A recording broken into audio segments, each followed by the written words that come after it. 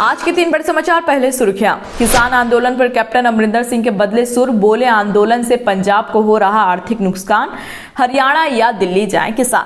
आज है हिंदी दिवस। आजादी के बाद से देश में बढ़ी हिंदी बोलने वालों की संख्या फिर भी है बेबस। गौ सेवा से लोगों को रिझाएगी योगी सरकार, गौ हत्या और तस्करों के खिलाफ कदमों का करेगी प्रचार। अब समाचार विस्तार से। नए कृषि कानूनों के खिलाफ किसानों का आंदोलन बदस्तूर जारी है। केंद्र सरकार कानूनों को वापस लेना नहीं चाहती, वहीं किसान भी अपनी जिद से टस से मस नहीं है। इसी बीच किसान आंदोलन और उनकी मांगों का अब तक समर्थन करते आ रहे पंजाब के सीएम कैप्टन अमरिंदर सिंह के सुर बदलते नजर आ रहे हैं। सोमवार को कैप्टन अमरिंदर सिंह किसानों से अपील करते हुए कहा कि यदि उन्हें आंदोलन ही करना है तो पंजाब की बजाय दिल्ली और हरियाणा में जाएं। पंजाब के होशियारपुर जिले के मुखलियाना गांव में एक सरकारी कॉलेज की आधारशिला रखने के कार्यक्रम में शामिल होते हुए मुख्यमंत्री कैप्टन अमरिंदर सिंह ने कहा कि आज भी किसान राज्य में 113 जगहों पर विरोध कर रहे हैं। उनका यह विरोध हमारे विकास को प्रभावित कर रहा है। भारत में आज हिंदी दिवस मनाया जा रहा है। अगर आंकड़ों के आधार पर बात करें तो अंग्रेजी, स्पेनिश और मंदारिन के बाद हिंदी दुनिया में चौथी सबसे ज्यादा बोले जाने वाली भाषा है। सिर्फ भारत ही नहीं, हिंदी बोलने और लिखने वालों लोग इस वक्त फिजी से लेकर नेपाल और दक्षिण अफ्रीका तक मिल जाएंगे। क्या हमने कभी गौर किया है कि भारत जैसे हिंदी भाषाओं के देश में अंग्रेजी इतनी फल फूल क्यों रही है, जबकि हिंदी बोलने समझने वालों की तादाद करीब 80 करोड़ से भी अधिक है। इतना ही नहीं, ऐसे संगठन या कंपनी जहां हिंदी भाषा का ही कामकाज हो, वहां भी बिना अंग्रेजी के गुजारा नहीं है।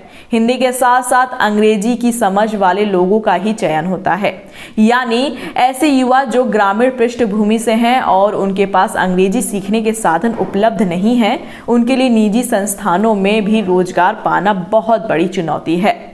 मजेदार बात यह है कि इस जनगणना के आंकड़ों में यह साफ हुआ था कि 1971 से 2011 के बीच हिंदी बोलने वालों की संख्या में 6% का इजाफा हुआ है, जबकि बाकी सभी भाषाओं को जानने वालों की संख्या में गिरावट दर्ज की गई है। यानी हर दशक में हिंदी जानने वालों की संख्या औसतन 1.5% की दर से बढ़ी।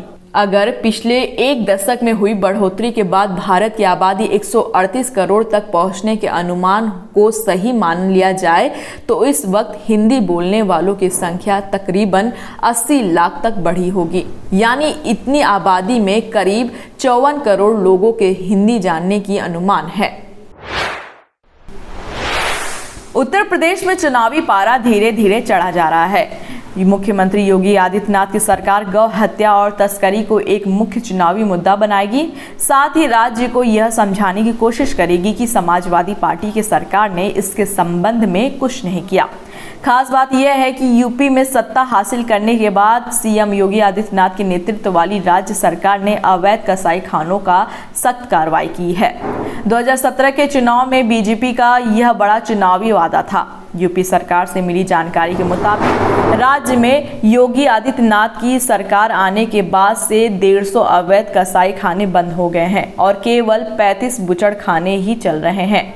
बंद हो चुके कई कसाई खानों में हर रोज 300 से 500 मवेशियों का वध करने की क्षमता थी। योगी सरकार यह दिखाएगी कि दूसरी ओर उन्होंने 5278 गौशाले खोले हैं, जहां 5.86 लाख से ज्यादा मवेशी रखे गए हैं।